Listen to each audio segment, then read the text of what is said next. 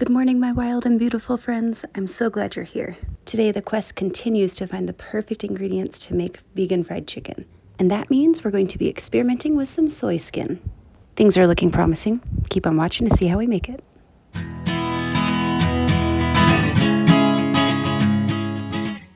Alrighty, first thing you're going to need to do is find yourself some soy skin.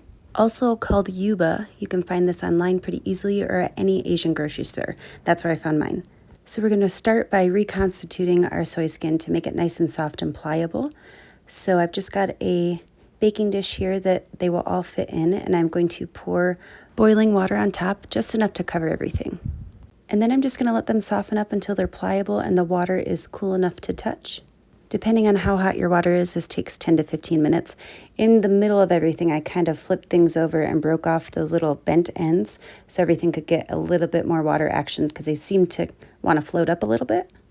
So while our skins are softening, I'm going to work on a broth that we will cook them in once they're soft. I've got a large pot here with about 6 cups of water. We're going to season it with a vegan chicken bouillon cube, nutritional yeast, garlic powder, and some pepper. I'm going to let this simmer, and we're going to check on our soy skin right here. As you can see, it's starting to soften up a little bit. I'm breaking these apart, like I said, just to make sure the ends can get nice and softened as well.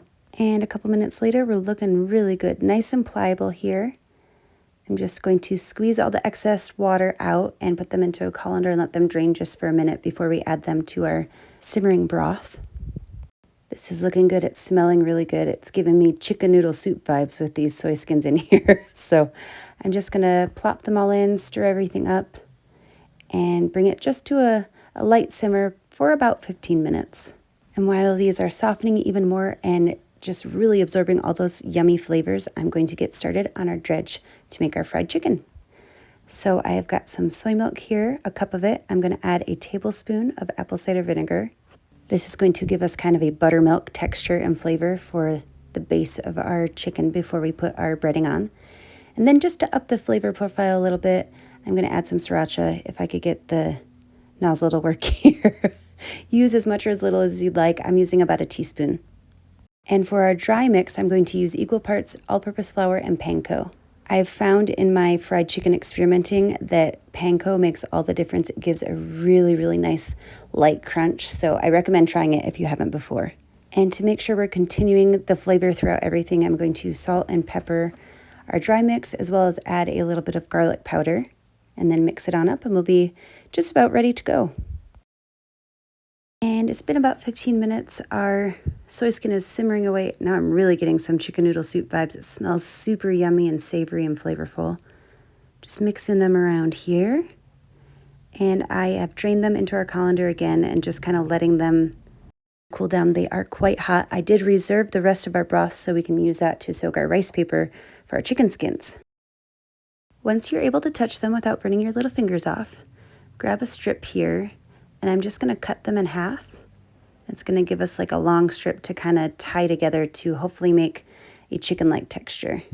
So it's almost like a noodle here. I'm just going to try to tie them into 2 knots and get them as tight as I can.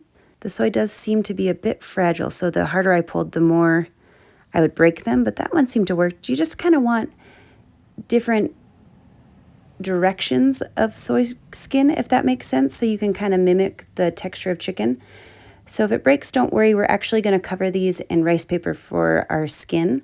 So get it as best you can. As you can see, I'm kind of folding that weird, just laying it together, because we're going to mash it together even more once these are done.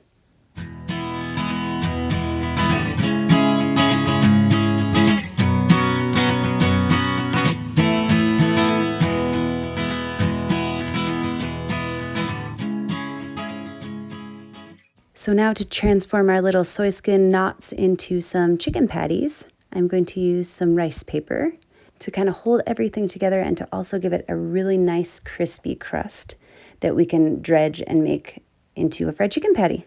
So to get these little wraps working, you've got to dip them in water, typically warm water, but we're going to use our broth. I got this idea from the Edgy Veg. She dipped hers in broth and it just adds even more flavor. But be careful, our broth is still quite hot. So I'm going to take a tong here and dip like 90% of it in water. It gets pliable very quickly, and even that hard part is going to become pliable as we wrap it.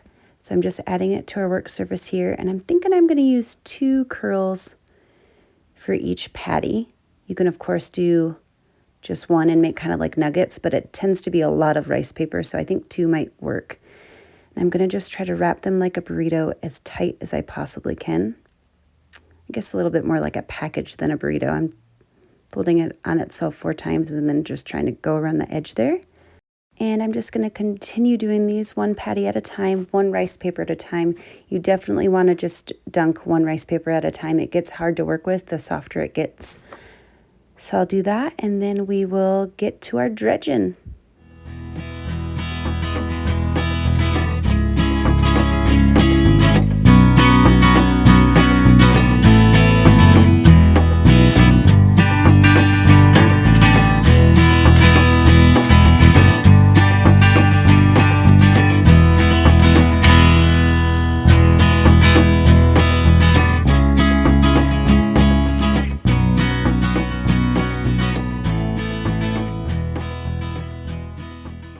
Okay, we've got our plant-based buttermilk and our dry dredge mix, and we're going to go in with the buttermilk first. There is a better way to do this. You can do 1 hand dry, 1 hand wet, but the potter in me just likes to get my hands dirty. So I'm dipping it in the buttermilk, and then I'm pressing it into our dry mixture here just to make sure it's nice and stuck on there and totally covered. And then just place them right back on that wire rack and let them chill out until we're ready to fry them up. I'm hoping you can hear this sizzle. I've got some canola oil. We are just letting them pan fry for about 4 minutes on each side until they're nice and golden brown. I'm just frying 3 at a time to make sure I don't overcrowd the pan or get too many splatters going on here. Then once they're done, I'm going to drain them on a paper towel, and we will be ready to test them out. Okay, the panko, I'm telling you, it makes such a huge difference. These are so crispy. They're nice and moist on the inside. They smell great. The texture I was hoping was going to look a little bit more meaty, but the flavor is really delicious. I think the breading helps. I think also zhuzhing it up a little bit, which we're going to do right now, of course, is going to make all the difference. So I found myself a vegan pretzel bun, and I made a super quick garlic mayo.